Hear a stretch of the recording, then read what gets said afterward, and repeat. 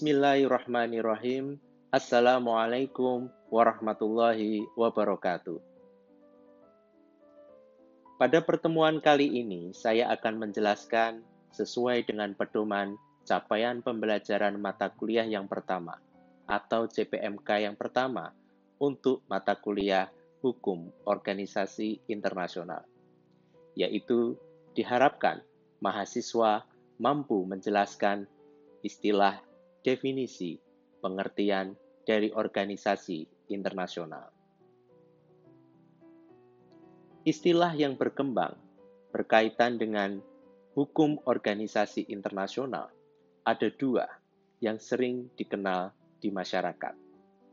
Yang pertama adalah International Organization Law atau hukum organisasi internasional.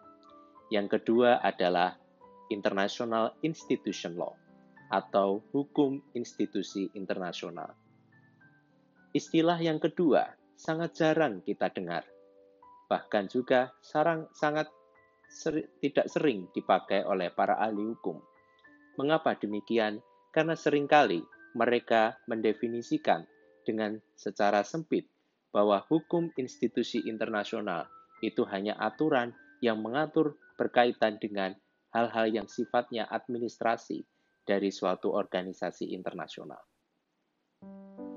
Sedangkan istilah hukum organisasi internasional seringkali dianggap lebih luas dan bahkan sering dikenal dan juga digunakan oleh para ahli hukum organisasi internasional. Mengapa demikian?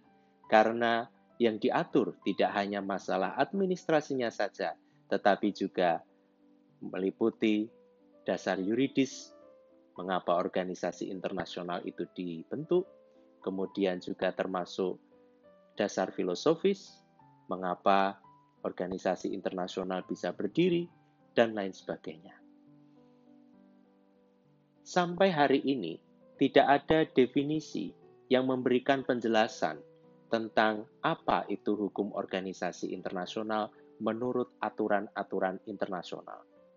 Tidak ada satupun perjanjian internasional yang diatur di dalam hukum internasional memberikan suatu provisi atau pasal yang berkaitan dengan pengertian atau definisi tentang organisasi internasional.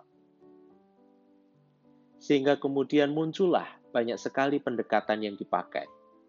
Tetapi ada yang menggunakan pendekatan luas dan sempit. Pendekatan yang sempit seringkali hanya menitik beratkan bahwa organisasi internasional itu adalah suatu sarana atau wadah atau kelembagaan atau struktur organisasi dan proses administrasinya saja. Sedangkan para ahli hukum yang menggunakan pendekatan luas, mereka mengatakan bahwa organisasi internasional tidak hanya kelembagaannya saja, tetapi meliputi dasar yuridis pendirian, syarat dan status keanggotaan, ruang lingkup kerjasama, serta mekanisme internal dan eksternal dari organisasi internasional. Dalam perkembangannya, ada dua macam organisasi internasional. Yang pertama adalah organisasi internasional yang dibentuk oleh pemerintah atau negara. Kita sudah tahu contohnya adalah seperti Perserikatan Bangsa-Bangsa, ASEAN atau Asosiasi Negara-Negara di Kawasan Asia Tenggara, dan lain sebagainya. Sedangkan bentuk yang kedua adalah organisasi yang dibentuk oleh organ-organ atau aktor non-pemerintah. Misalnya saja, seringkali kita kenal dengan istilah International NGO atau International Non-Governmental Organization. Contoh misalnya adalah Greenpeace Internasional. Mereka bekerja untuk menyelamatkan lingkungan dan anggotanya bukan negara, didirikan bukan oleh negara. Sekarang kita lanjut pada definisi organisasi internasional menurut para ahli. Definisi yang pertama diberikan oleh Leroy Bennett. Leroy Bennett memberikan definisi organisasi internasional sebagai a permanent organization to carry on a continuing set of functions, voluntary membership of eligible parties, basic instruments stating goals, structure, and methods of operation, a broadly representative consultative conference organ, dan yang terakhir, permanent secretariat to carry on continuous administration, research, and information functions. Dari definisi Leroy Bennett ini, dapat kita simpulkan bahwa organisasi internasional merupakan suatu organisasi yang permanen. Mereka memiliki fungsi-fungsi yang ditetapkan oleh mereka sendiri, dan kemudian mereka memiliki sekretariat tetap untuk mengurusi hal-hal yang sifatnya administratif, dan kemudian ada instrumen dasar yang mengatur jalannya roda organisasi internasional, dan yang terakhir, mereka punya organ, di mana organ-organ ini dibentuk sesuai dengan ketugasannya dan kewenangannya masing-masing. Itulah definisi yang diberikan oleh Leroy Bennett mengenai organisasi internasional. Definisi yang kedua adalah definisi yang diberikan oleh Boyd. Boyd mendefinisikan organisasi internasional sebagai they were permanent association of governments or administration based upon treaty of a multilateral rather than a bilateral type and with some definite criterion of purpose. Definisi yang diberikan oleh Boyd dapat kita simpulkan bahwa organisasi internasional itu adalah suatu perkumpulan.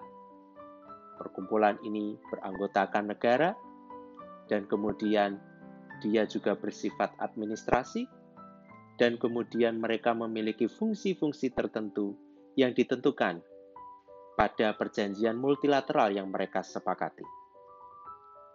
Menurut Pak Boyd, dititik beratkan dalam definisinya bahwa perjanjian yang mendasari pembentukan organisasi internasional sifatnya adalah perjanjian multilateral, bukan perjanjian bilateral. Sehingga dari definisi yang tadi sudah dijelaskan oleh Leroy Bennett dan juga Boyd, di situ dapat kita simpulkan bahwa organisasi internasional setidaknya dalam memberikan pengertian organisasi internasional, setidaknya ada beberapa elemen-elemen. Yang pertama adalah organisasi internasional didirikan oleh negara. Sehingga negara-negara merupakan anggota dari organisasi internasional. Pendiriannya berdasarkan perjanjian multilateral, bukan perjanjian bilateral.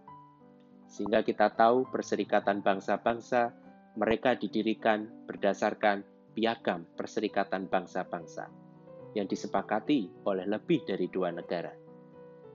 ASEAN pun demikian, didirikan berdasarkan Piagam ASEAN. Yang ketiga, mereka memiliki fungsi, tugas pokok fungsi dari organisasi tersebut diatur di dalam perjanjian internasional, termasuk struktur organisasi dan organ-organ. Mereka diberikan kewenangan dan ketugasan tertentu di dalam organisasi internasional. Semuanya ini diatur di dalam perjanjian multilateral yang mereka sepakati. Dan yang paling terpenting dalam kita mendefinisikan organisasi internasional adalah bahwa jalannya roda organisasi internasional, mereka menghormati keberlangsungan dan melaksanakan hukum internasional. Sehingga PBB dalam menjalankan roda organisasi, mereka harus mengikuti dan tunduk hukum internasional. Termasuk juga ASEAN ketika mereka melakukan kerjasama atau tindakan-tindakan hubungan eksternal dengan pihak di luar ASEAN, mereka pun juga harus tunduk pada hukum internasional.